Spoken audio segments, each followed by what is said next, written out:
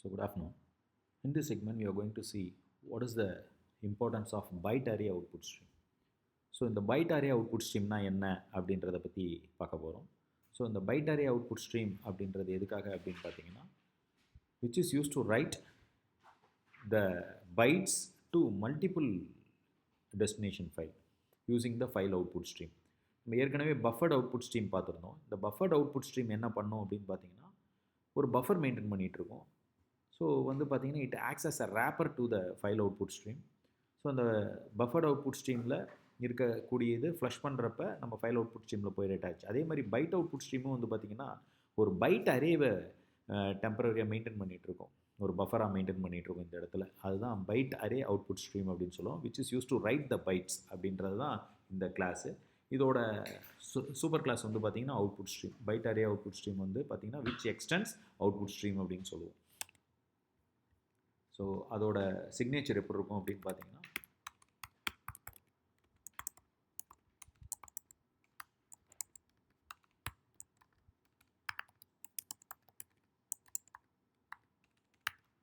Output stream பற்றி கேட்குறேன். அது என்னென்ன மெத்தட்ஸ் இருக்குது அப்படின்றத டிஸ்பிளே பண்ணும். java.io. ஸோ இட் டிஸ்பிளே பாருங்கள், byte array output stream which extends the output stream அப்படின்னு சொல்லியிருக்கோம். So these are all the methods associated with the class which is used to write the bytes. So இதோட architecture எப்படி இருக்கும் அப்படின்றத நீங்கள் first தெரிஞ்சிருக்கணும். இந்த ஆர்கிடெக்சர் வந்து பார்த்திங்கன்னா நான் இங்கே ஒர்க் அவுட் பண்ணியிருக்கேன். So a Java application can write the data in the form of bytes to byte array output stream. So இந்த byte array output stream வந்து பார்த்திங்கன்னா which maintains the byte array. இங்கே வந்து பார்த்திங்கன்னா ஒரு array of the type byte வந்து maintain ஆகிட்டு இருக்கும். So depends upon the data which is you are going to write the byte அரேயோட லென்த் வந்து பார்த்திங்கன்னா it depends upon that it increase ஆகிருக்கும். டிஃபால்ட்டாக 32 பைட்ஸ் இங்கே வந்து ஃபெசிலிட்டேட் பண்ணுறாங்க.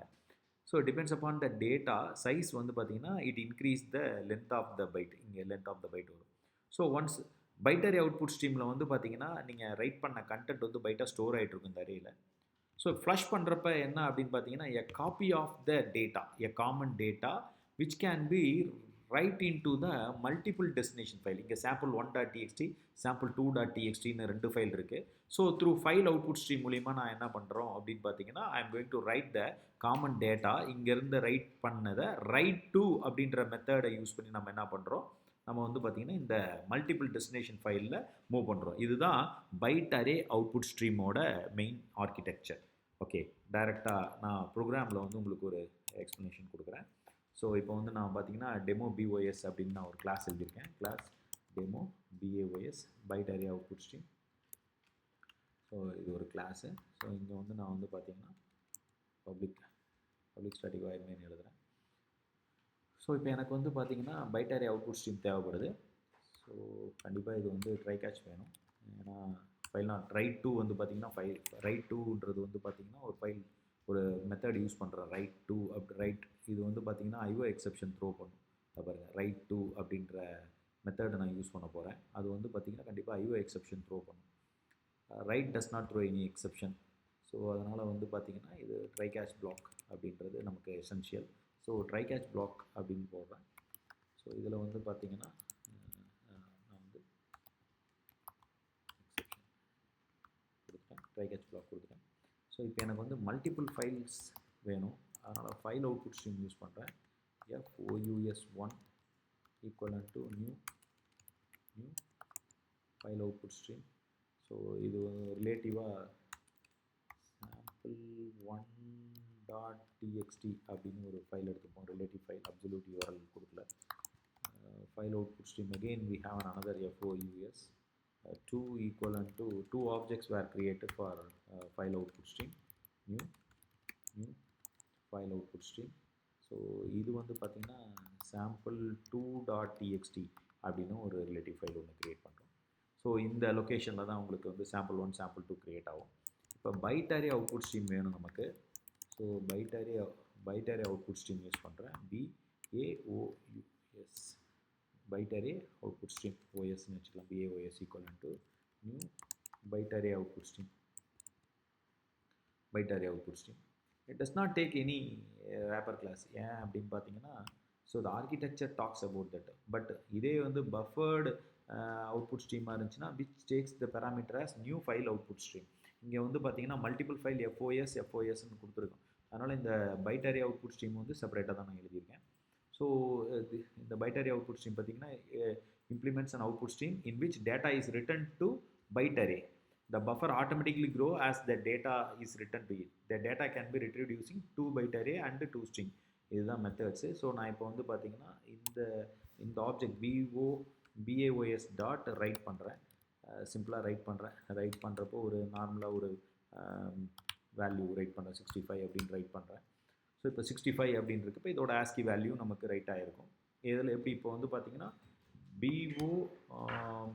BAOS டாட் ரைட் டு அப்படின்ற ஃபைல் மூலிமா நான் என்ன பண்ணுறேன், FOS 2க்கும் BAOS dot right to அப்படின்ற ஃபைல் யூஸ் பண்ணி நான் FOS 1ம் 2க்கும் நான் வந்து வேல்யூஸ் வந்து பாஸ் பண்ணிவிட்டு நான் இப்போ என்ன பண்ணுறேன், ரைட் பண்ணிட்டேன். இதை வந்து மல்டிபிள் ஃபைலுக்கும் மூவ் பண்ணியிருக்கேன். ஸோ இந்த FOS 1ம் FOS 2ம் வந்து பார்த்தீங்கன்னா ஃபைல் அவுட்புட் ஸ்ட்ரீம்ஸு மல்டிபிள் ஃபைல்ஸ்க்கு ரைட் ஆகிருக்கு. இப்போ நான் BAOS வந்து ஃப்ளஷ் பண்ணோன்னே இம்மீடியட்டாக it will be transfer to the destination files. So BAS வந்து முடிச்சிட்டோன்னா ஃபைலை வந்து ஸ்ட்ரீமை க்ளோஸ் பண்ணிட்டா நமக்கு வந்து பர்ஃபெக்டாக இருக்கும். It cannot be used further. So now we will check it out. So compile பண்ணுறேன். demo BAOS.java. Perfect. Java demo BAOS. So இப்போ sample1 sample2 செக் பண்ணலாம். இந்த ஃபைல் க்ரியேட் ஆகிருக்கும். So almost we have lot of files. So sample1 and sample2 ரெண்டு ஃபைலும் create ஆகிடுச்சு. 65ஓட equivalent ASCII வந்து பார்த்திங்கன்னா அது வந்து ரைட் ஆகிருக்கு. பர்ஃபெக்ட். Working good. ஸோ இப்போ நான் வந்து பார்த்திங்கன்னா இதே விஷயத்தில் டைரெக்டாக வந்து பார்த்திங்கன்னா ஒரு ஸ்ட்ரிங் யூஸ் பண்ணுறான்னு வச்சுக்கோங்க. So say for example I need string representation.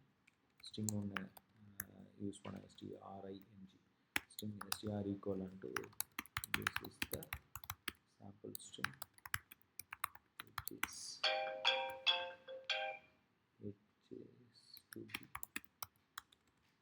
to be embedded into multiple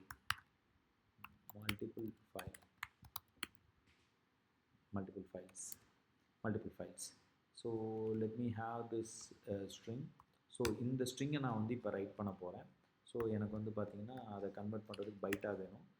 b_str அப்படின்ற ஒரு அரேயில் நான் ஸ்டோர் பண்ணுறேன்.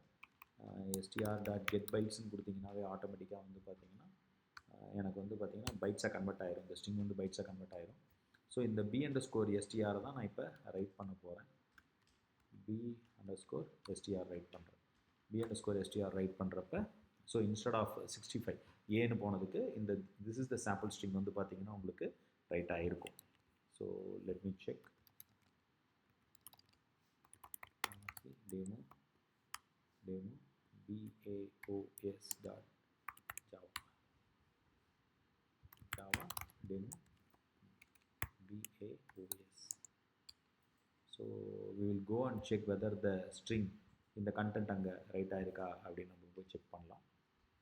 So in this way you can write a common data which is to be written in the form of bytes to the byte array output stream that can be transferred to the destination file using file output stream. பாருங்க எழுதிருக்கு. This is the sample string which is to be embedded into multiple files அப்படின்றதுல sample 1லையும் எழுதிருக்கு, sample 2லையும் இருக்குது. So once if you want to write the content same content which is in the form of byte stream, நான் வந்து பார்த்தீங்கன்னா இது எல்லாமே நான் சொல்கிறது எல்லாமே பைட் ஸ்ட்ரீம் தான். ஸோ கேரக்டர் ஸ்ட்ரீம் பற்றி நான் போகலை, செப்பரேட்டாக வீடியோஸ் போடுறேன். இப்போ வந்து இந்த பைட் அரே அவுட்புட் ஸ்ட்ரீமாக இருந்தாலும் சரி, பஃபர்ட் அவுட்புட் ஸ்ட்ரீமாக இருந்தாலும், ஃபைல் அவுட்புட் ஸ்ட்ரீமாக இருந்தாலும் எல்லாமே பைட்டாக தான் ரைட் பண்ணுறோம். அதனால தான் பைட் ஸ்ட்ரீம் அப்படின்ற ஜெனரிக் கிளாஸஸில் இருந்து தான் வருது. So which extends output stream பாருங்கள். இந்த பைட் அரே அவுட்புட் ஸ்ட்ரீமோட சூப்பர் கிளாஸ் வந்து பார்த்திங்கன்னா ஒரு அப்ஸ்ட்ராக்ட் கிளாஸ், அது வந்து அவுட்புட் ஸ்ட்ரீம் அப்படின்றது இது.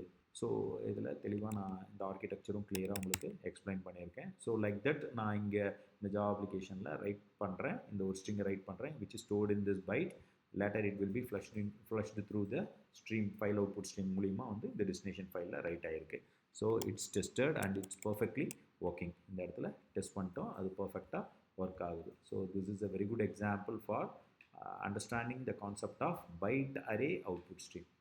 ஸோ ஏற்கனவே நம்ம ஃபைல் அவுட்புட் ஸ்ட்ரீம்னா என்னன்னு பார்த்துருக்கோம், பஃபர்டு அவுட்புட் ஸ்ட்ரீம்னா என்னன்னு பார்த்துருக்கோம், பைட் அரே அவுட்புட் ஸ்ட்ரீம்னா என்ன அப்படின்னு பார்த்துருக்கோம். வரப்போகிற செக்மெண்ட்டில் மேலும் சில அவுட்புட் ஸ்ட்ரீம் கிளாஸஸ் பற்றி பேசுவோம். தொடர்ந்து வாட்ச் பண்ணுங்கள். நன்றி, வணக்கம்.